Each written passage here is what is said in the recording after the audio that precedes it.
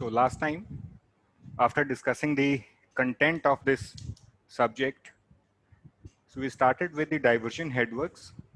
So we discussed what are the diversion headworks, the types of the type of the headworks rather, the storage headworks and diversion headworks.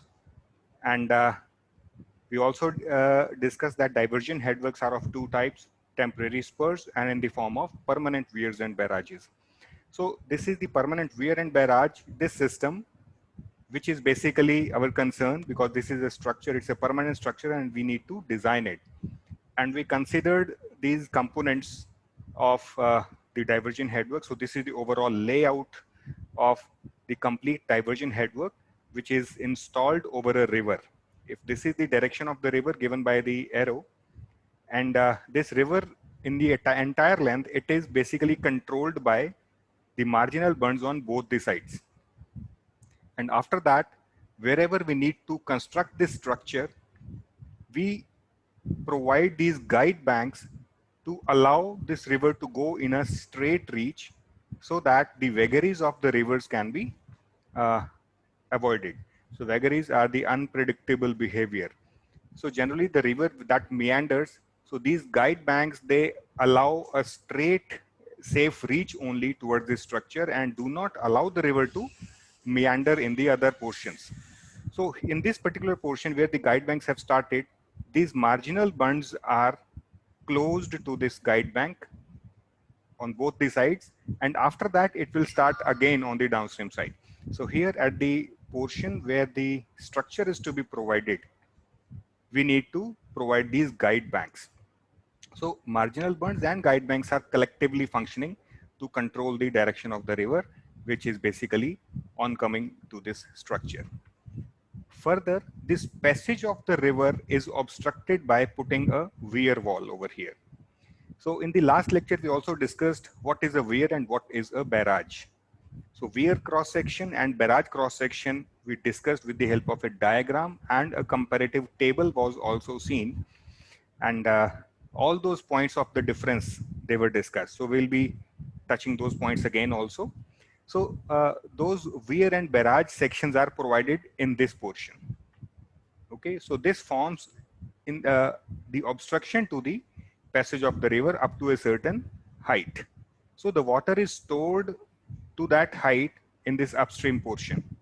Further, this oncoming water is divided into two components by this divide wall, and the component which is approaching over here, that is basically diverted towards this canal. So this is the off-taking canal at this point, and this is the head regulator. You want to say something?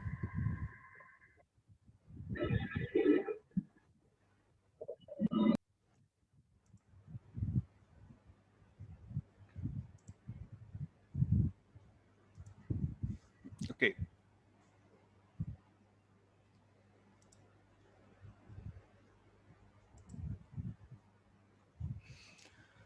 So this is the divide wall that is provided to divide this river flow into two components, and this divided component is diverted into the headworks.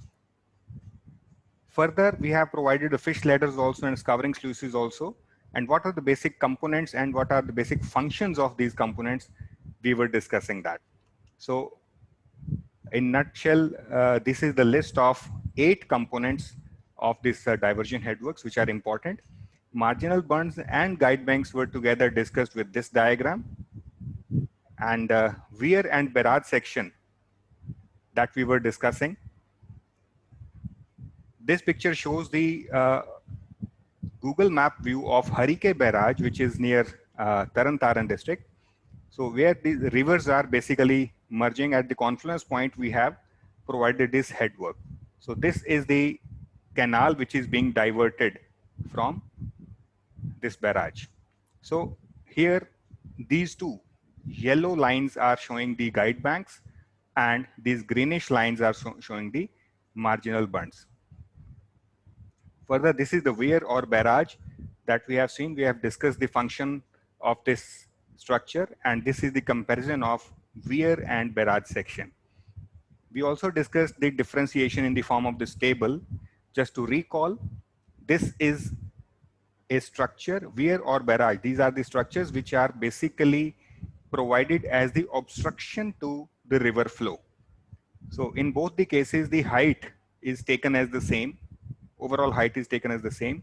So the storage will be same in both the cases, but the structural difference is that most of the storage in case of weir is provided by this solid masonry wall, which is permanent.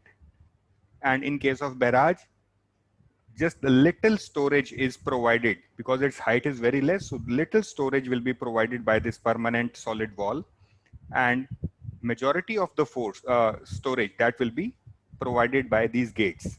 In case of weir, some additional storage can be provided by these shutters. So these shutters are removable and these gates are also movable. So we can move these gates up and down. So these are also not permanent. So this solid masonry wall is a permanent structure. So in case of weir, most of the storage is provided by the solid wall, which is called a weir wall. But in case of barrage, most of the storage is provided by the steel gates. So we have done the comparison of the cost also, that this being the masonry and permanent structure, cost is less in case of these gates because we need heavy steel gates and we need the lifting mechanism also. So this cost is more. And we need the periodic maintenance also for these gates for its working. We also discussed about the efflux. So I told you whenever the moving water is obstructed by any obstruction, the moving water which is having certain velocity will also have the velocity head, which is equal to v square divided by 2g. V is the velocity and g is the acceleration due to gravity.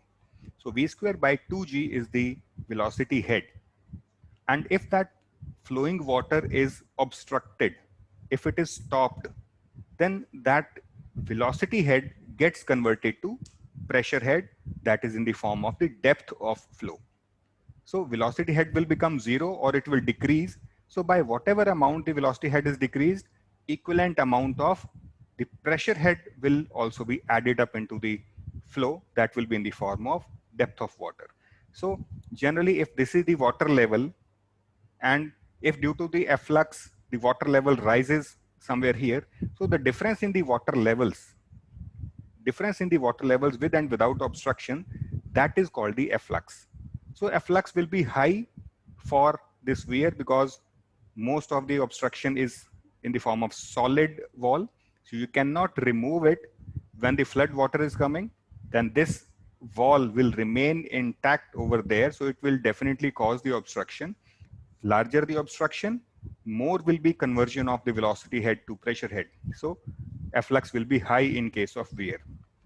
But in case of barrages, though the overall obstruction is same, when the flood water is coming, just to avoid the excessively high efflux, we can open the gates. So this is the flexibility which is there in the barrage section. So when we open the gates, we can allow the flood water to pass on to the downstream side direction without obstructing much. So in that case, the efflux can be controlled. So the efflux is low as we can pass the high flood discharge by opening the gates. So this is the basic difference between a weir section and a barrage section. So this is a potential question also during the MSTs or the final exams also. So there also you need to provide this differentiation table. In the form of this table, you have to provide the differentiation and also use these diagrams. So in this particular Harike barrage view, this pink line, this is the weir or barrage section. Okay. So if it is a weir section or if it is a barrage section, how we are deciding basically, generally what happens is, this is the divide wall somewhere here because water is to be diverted into this canal. So when the water is to be diverted into this canal, so divide wall is to be provided over here. And this much portion of the water will be diverted. Remaining portion of the river flow will be overflowing to this obstruction and it will be going to the downstream direction.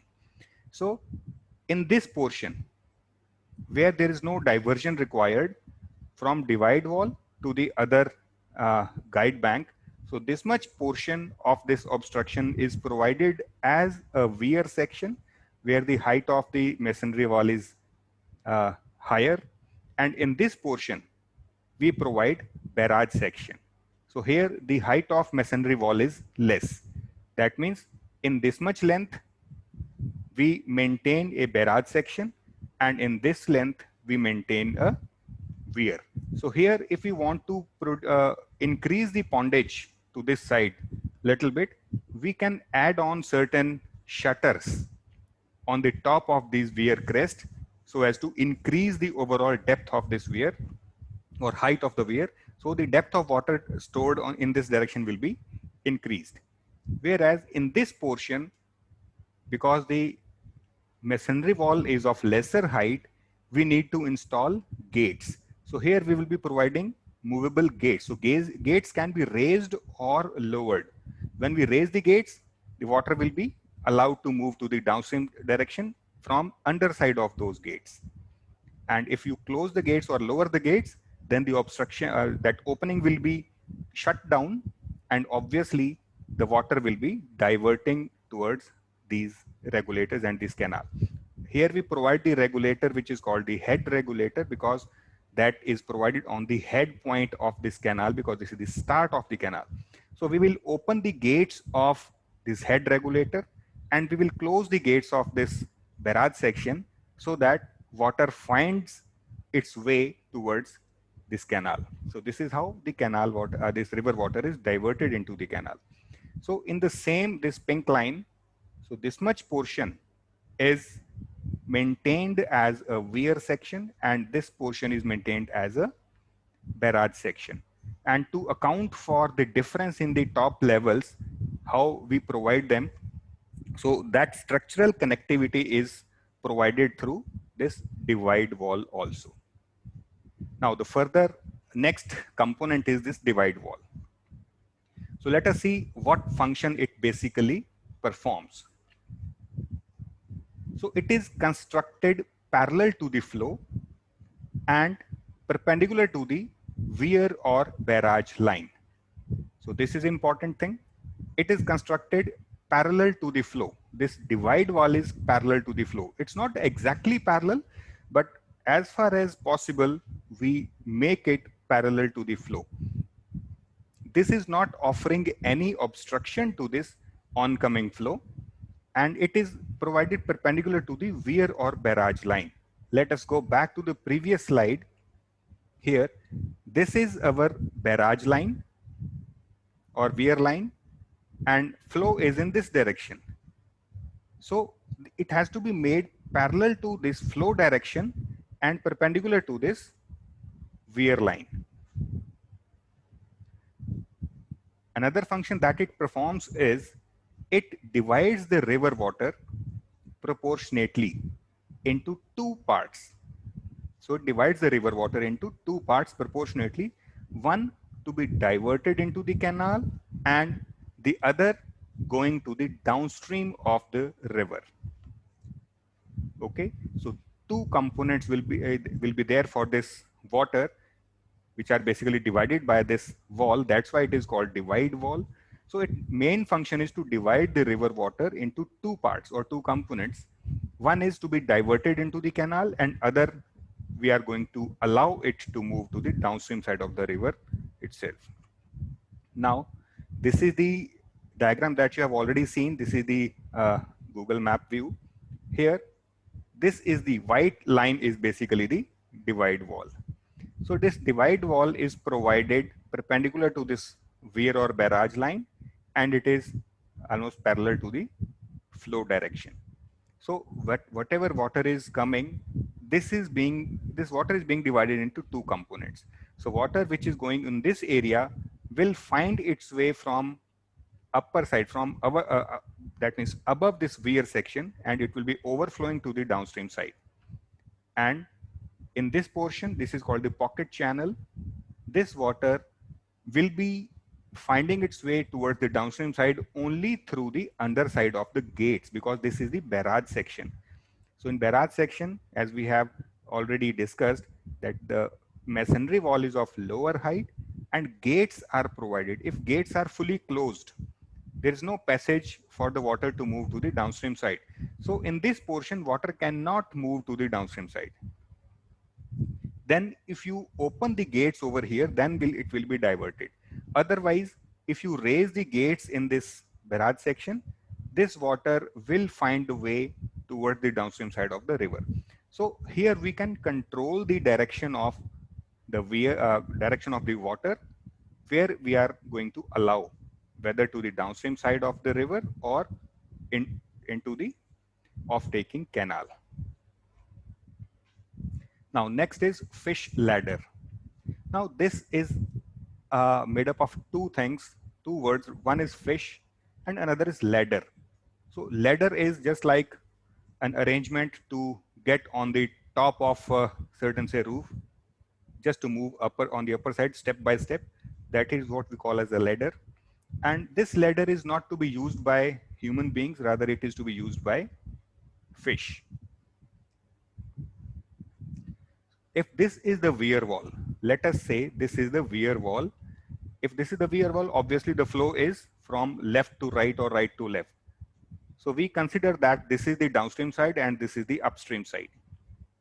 Okay, so water is flowing in this direction. So this is the upstream side and this is the downstream side. The flow direction will be from right to the left. Okay, and if this is a weir wall, then along the flow we are going to provide a divide wall. This along the flow we are going to provide a divide wall, and it automatically becomes perpendicular to the weir wall or the barrage line, weir line or the barrage line. So this is the divide wall. So up to this point we have already discussed in the previous map view. So how the fish ladder is provided and why it is provided, let us see. So fish ladder is first of all provided generally along this divide wall.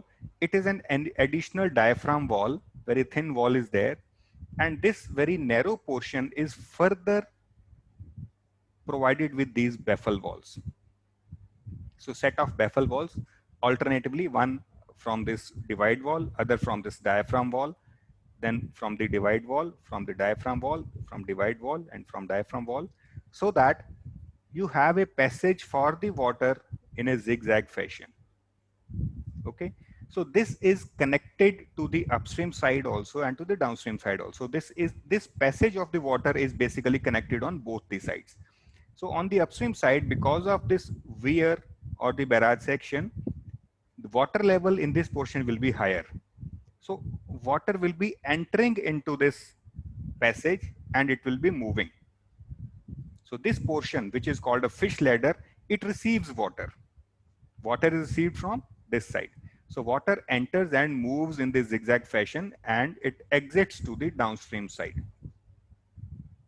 Okay, so whatever water is coming into the river, a part of that, some portion is released into this passage and the water moves in the zigzag fashion and it exits somewhere here at the end of this ladder. So this is the downstream portion. The water will be in the lower level. What happens is, whenever a fish wants to move to the upstream side into that river, because we are providing obstruction, obviously the water level on both the sides is different. And once we are diverting water into the canal, the downstream river is having either less water or almost no water. So we are basically controlling the natural water channel. So there are certain species of fishes which are migratory. So they have to move to the upstream side in the hilly areas even, where they lay eggs. There are specific stones or the formations where they can lay their eggs.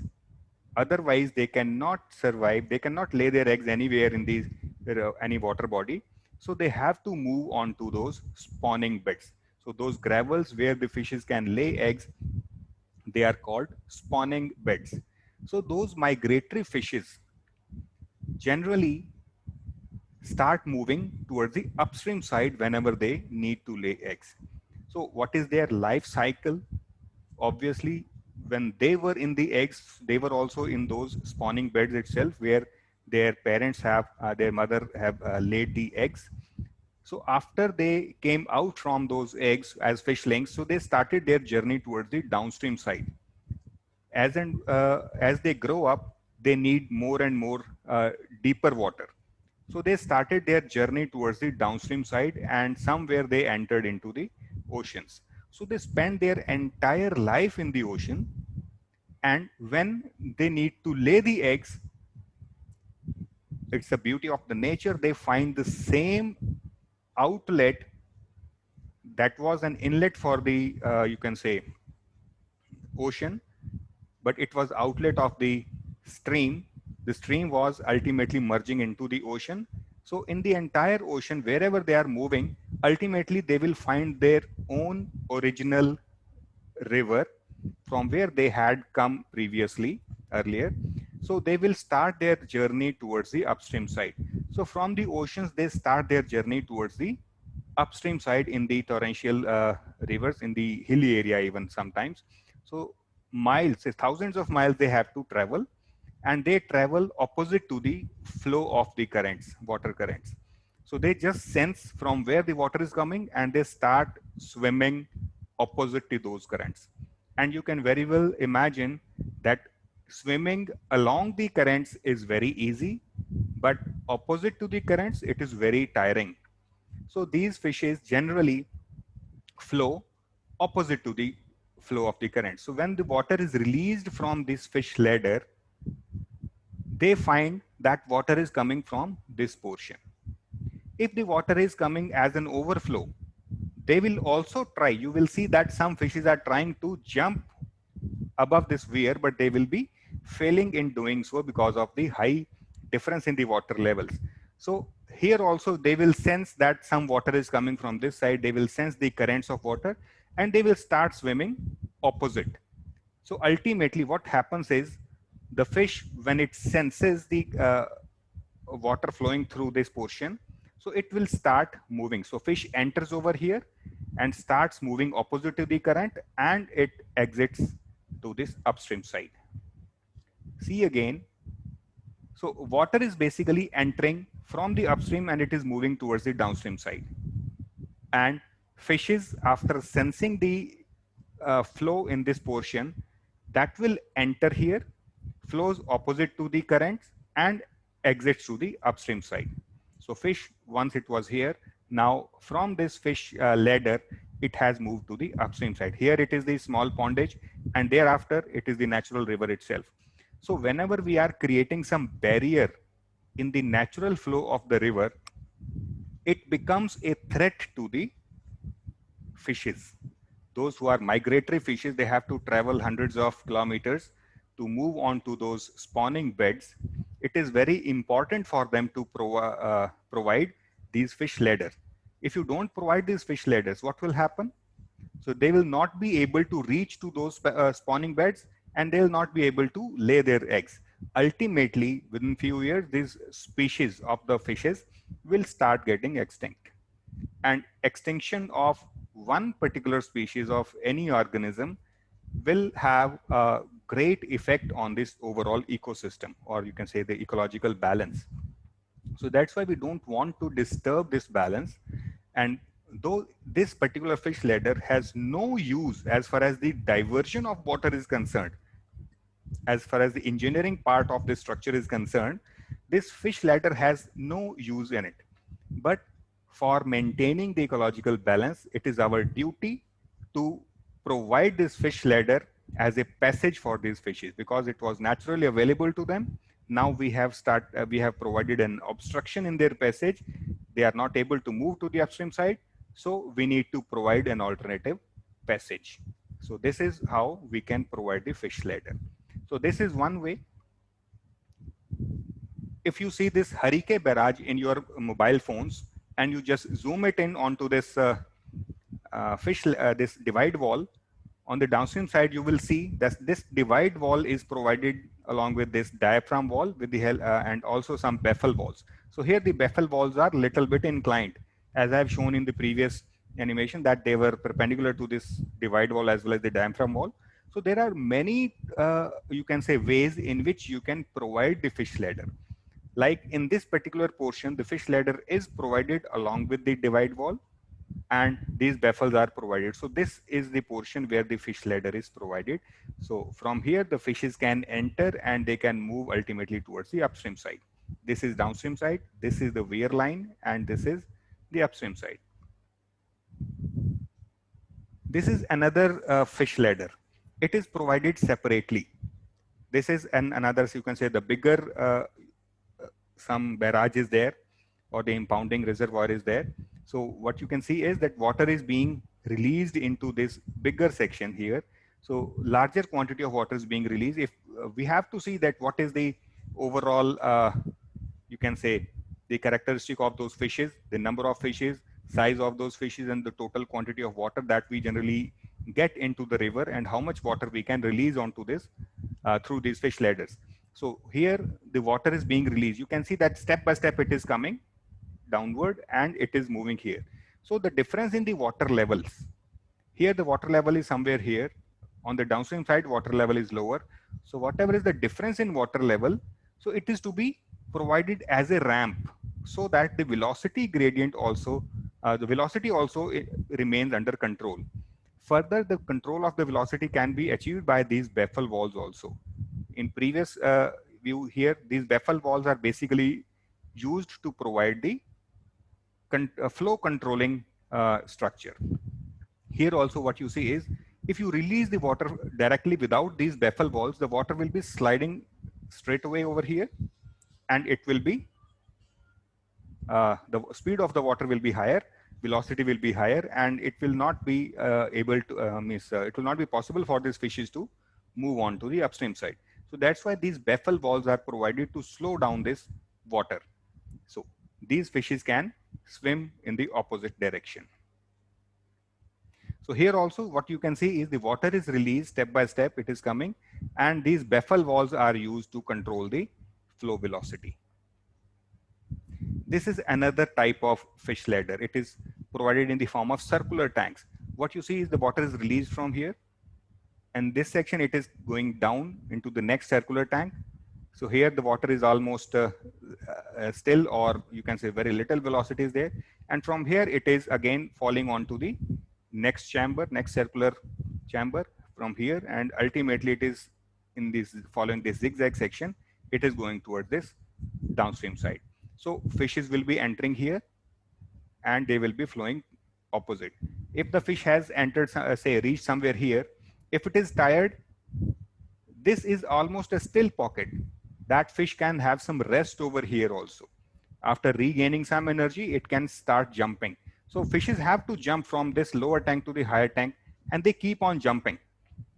If you see the videos, I will share some video links with you in the Google Classroom. So you will find that these fishes are doing so much effort to reach onto the top. That means to reach to the upstream side. Now moving on to the next structure, that is called, next component of this diversion headworks, that is silt excluder. Now what you are seeing here is a view from upstream side to the downstream side. This portion is downstream side portion. And this is the divide wall. It is made thinner just for the illustration only. This is the divide wall. And here it is the diaphragm wall. And in between the two, you have provided these baffles as fish ladders. And this is the portion of the barrage. On the right hand side of this fish ladder here, this is, you will be having a weir section. So you are looking from the upstream side to the downstream side, mainly into the pocket channel. So water which is diverted, which is divided by this divide wall into two components. So here in this portion will receive the component which is to be diverted. So here you have to provide the head regulator. What you can see is there are many bays provided and some arrangement, that is gates are provided in these bays. you can lower or you can raise or lower the gates into this regulator portion. So ultimately, this entire thing, because it is on one end of the wear line, so you are getting this guide bank over here. So this guide bank is running parallel to the flow. And in this portion, in the guide bank, there is a cut provided and head regulator is installed. So this is basically the start of the canal onto the left hand side of this diagram. So here the silt excluder is provided. So what is silt excluder? What you see over here is a cemented structure or the concrete structure, which is provided in the lower level in the form of some rectangular pipes. So rectangular conduits are there, and water is basically allowed into these conduits. The water in the upper layers, which comes over this top of this slab, will not be able to move into these conduits. So the lower layers of water will be going into these conduits, and upper layers of water will be going above this slab. So why it is provided in this form? As the name suggests, it is called a silt excluder. So whatever silt content is coming along with the river water, that sometimes, rather most of the times, we do not want that silt to be diverted into our canals.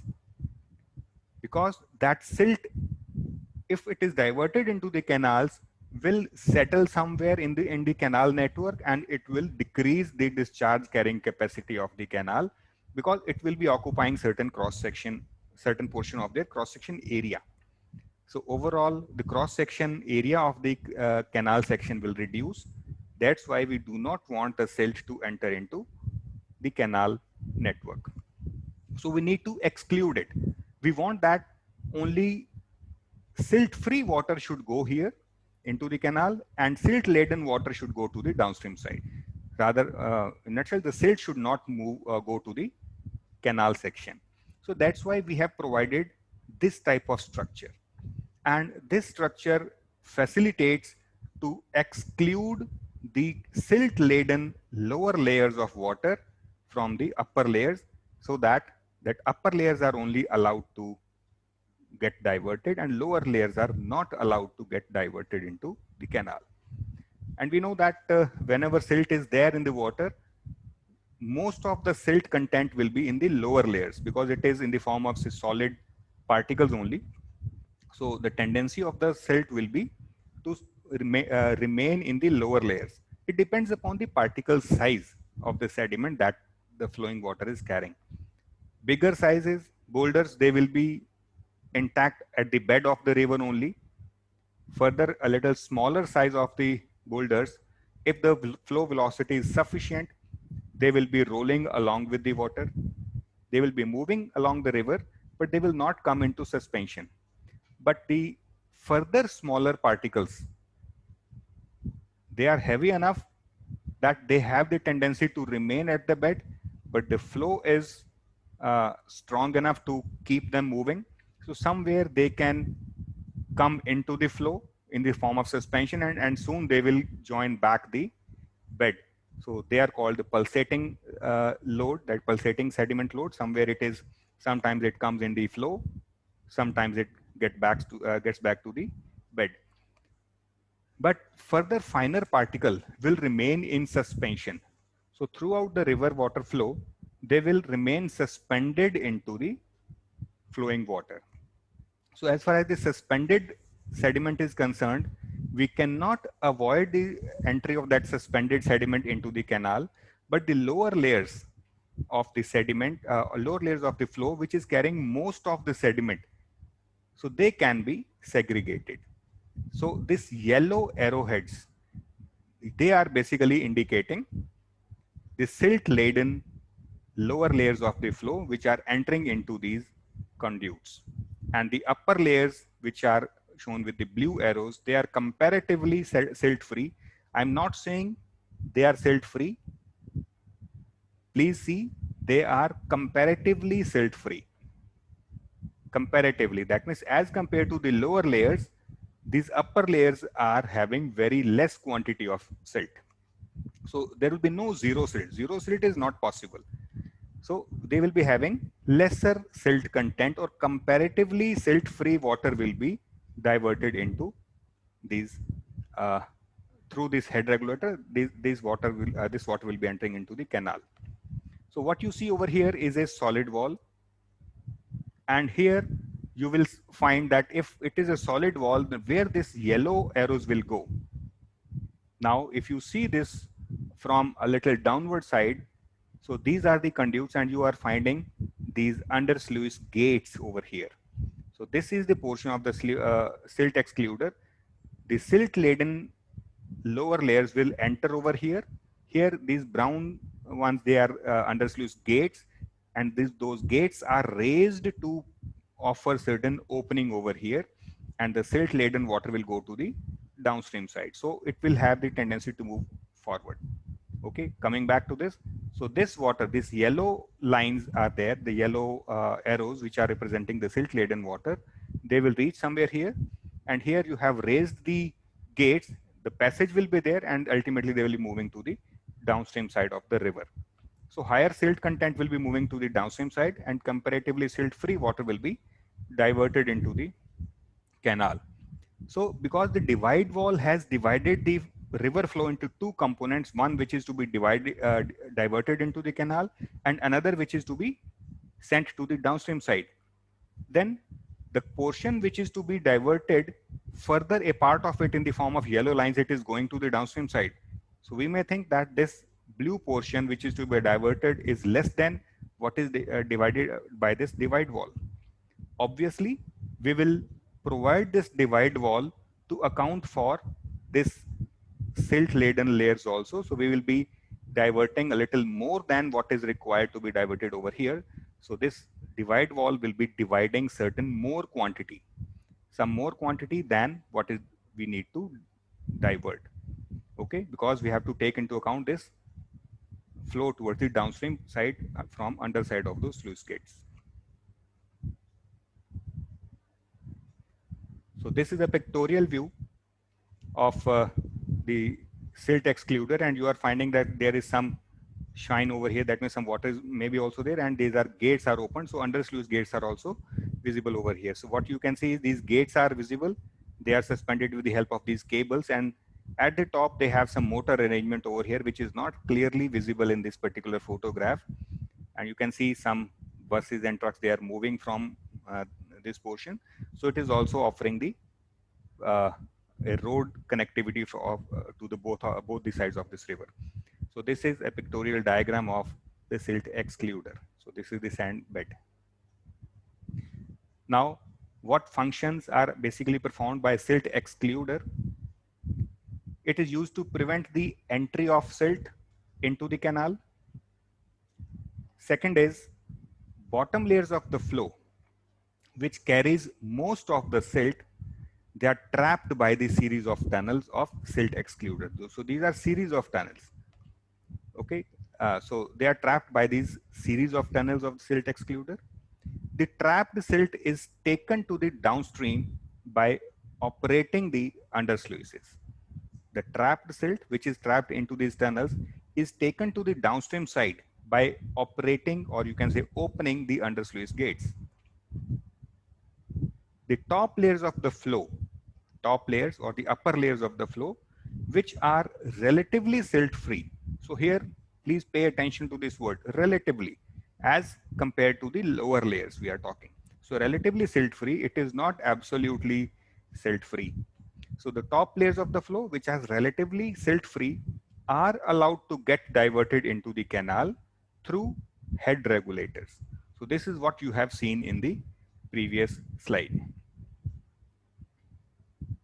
Then these scouring sluices or under sluices. So there are two names given to those gates.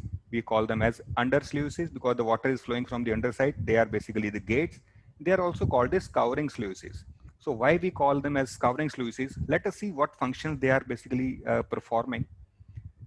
So first is, they are used to prevent entry of silt into the canal because they are allowing the passage to the silt laden water to the downstream side. So they are basically used to prevent entry of silt into the canal.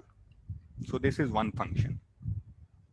This is, they are used to wash out the silt from silt excluder to the downstream side. So these 2 points are basically the same, but here uh, the exact function is basically written in 2 different forms. Just to prevent the entry of silt, what they do is they are used to wash out the silt from the silt excluder to the downstream side. So it is not always advisable to keep the undersluice gates open. So when we are operating these undersluice gates, we can keep them closed for certain time. Water in the upper layer is diverted into the canal headwork. The underside of the silt excluder, where they are, we have provided the tunnels, the series of tunnels, they will keep on accumulating the silt in them. So when the silt content becomes higher, so we can operate these undersluice gates to allow this silt to move to the downstream side. So that's why the word washout is used over here. They are used to wash out the silt from silt excluder to the downstream side. Third function is it also scours out the silt settled on top of the silt excluder.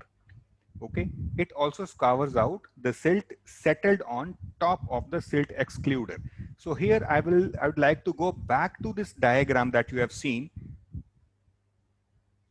here. This is the actual diagram. You can see these gates directly.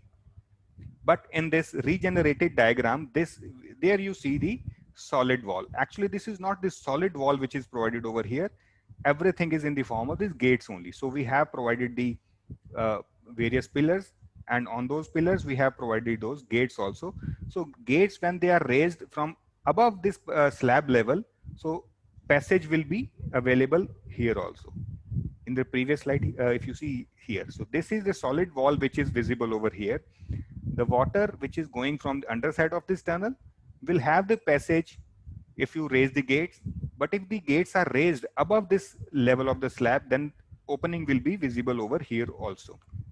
So if some part of silt settles over here, if gets deposited over here, that is on the top of the silt excluder on this slab, even that deposited silt can also be washed out by raising the level of those gates. Opening will be generated over here. So water will be flowing to the downstream side here, and it will wash out the silt which is deposited on top of this slab. Here. So they also scour out the silt settled on the top of the silt excluder. So this function also they can perform. Fourth point is the discharge capacity of those gates or the undersluices should be greater of the following. So this is something which has to do with the design part. So the discharge capacity of those undersluices should be greater of the following. First is 2 times the maximum discharge of the off-taking canal. See, whatever quantity of water is to be diverted into the canal, so whatever discharge it can take, so maximum discharge of the off-taking canal, and here the capacity of the undersluice should be 2 times that. That means double the capacity of the off-taking canal. Second is maximum winter discharge. So whatever discharge is coming during winters, maximum value of that, which is the lowest discharge, is coming into the river. So equal to the maximum winter discharge if you want to pass the entire water onto the downstream side. Or third point is 10% to 15% of maximum flood discharge of the river. See, the winter discharge is a lower value. It means when there is no monsoon period, there is no rainfall in the upper reaches of the catchment, so there is no flood in the river. So it is basically the lean period when the discharge into the river is very less. So maximum quantity of that winter discharge is considered in point B, and here we are considering the maximum flood discharge of the river. So whatever maximum discharge in the river is possible during floods, that is called the maximum flood discharge, and 10 to 15% of that discharge should be taken by these undersluices. So undersluices should be taking either 10 to 15% of the maximum flood discharge or equal to maximum winter discharge or 2 times the maximum discharge of the off-taking canal. So we have to work out all these three values, all these three capacities, and the discharge capacity of the undersluice is selected as the greater of these three. So whichever is maximum of these three values, that should be the discharge capacity of the undersluices. So undersluices or scouring sluices are designed for that particular discharge, which is greater of these three values. Now coming to the canal head regulator. So this head regulator is basically, as we have already discussed the function, it is provided over here. This is the guide bank, another view of that same thing. This is the divide wall. Here we have not shown the fish ladder. This is the silt excluder. Water entering into these lower layers will go to the downstream side, and water on the top side, above this top of the slab will be diverted into the canal. So this is the canal. So this portion, the series of gates provided over here, which are operated to provide the opening. If the opening is provided, the water in this portion will be diverted into the canal. If the opening is not provided, the water will be moving to the downstream side. If you close these gates also, then water will have no passage to move to the downstream side in this direction. So it will have the passage to the downstream only by passing on to this weir. So here you can see this weir wall also, which is at higher level. So water can overflow this portion and move to the downstream side. Generally, these undersluice gates are provided here in the barrage section, and these gates, which are regulator gates, are provided in this head regulator, and they are operated in such a way that if these are closed, we open them to allow the flow to the downstream to the canal, and that will start moving into the canal now. But if you don't want the diversion, we can close it here and we can keep these gates open. So while transferring or diverting the water into the canal also, we can keep these gates little open so that the opening is only possible in these underside tunnels of this silt excluder. So that opening can also be adjusted to allow certain discharge only to move to the downstream side, so that major portion of the discharge is transferred or diverted into this canal. So the functions of canal head regulator are, it regulates the flow into the canal. So we can control from these regulators, we can control the gates that how much water is entering into the canal. So it regulates the flow into the canal. So generally, axis of the head regulator is at an angle of 90 degrees to 120 degrees with the axis of weir. Let us move back. So this is the axis of weir. This is the weir line, and this is the axis of the head regulator. So angle between them is generally 90 degrees, but it can move, it can vary from 90 degree to 120 degree. But it does not give you any obligation that you cannot provide 80 degrees or you cannot provide say 130 degrees. So exceptions are there, but the general variation of the angles that we provide in the layout, that varies from 90 degree to 120 degrees. Third function is that it can be used to stop the supply of water into the canal. So if you close all the gates of the regulator, then it will not be allowing any water to move into the canal. So it can be used to stop the supply of water into the canal when it is done during the excessive silt charge in the flood water. So when the flood water is carrying excessive silt in the form of suspended sediment, so that cannot be separated by silt excluder. So during that portion, we can keep these gates of the regulator shut down so that no water is allowed into the canals and all the water is sent to the downstream side. But when it is required, we can keep them open also. Next is, it can also be used to stop the supply into the canal when some construction or repair work is carried out in the downstream side of the canal. So in this portion, this is the start of the canal. So that's why it is called head regulator. The regulator which is provided at head point of the canal is called head regulator, and the water is now moving towards the downstream side of the canal. So after say moving certain distance, if there is some construction work going on or some repair work is needed into the canal, and we cannot keep releasing this water into it. So preferably we should stop the water over here itself, so that that repair or construction work into this canal can be carried out easily. So here we end with this overall components. If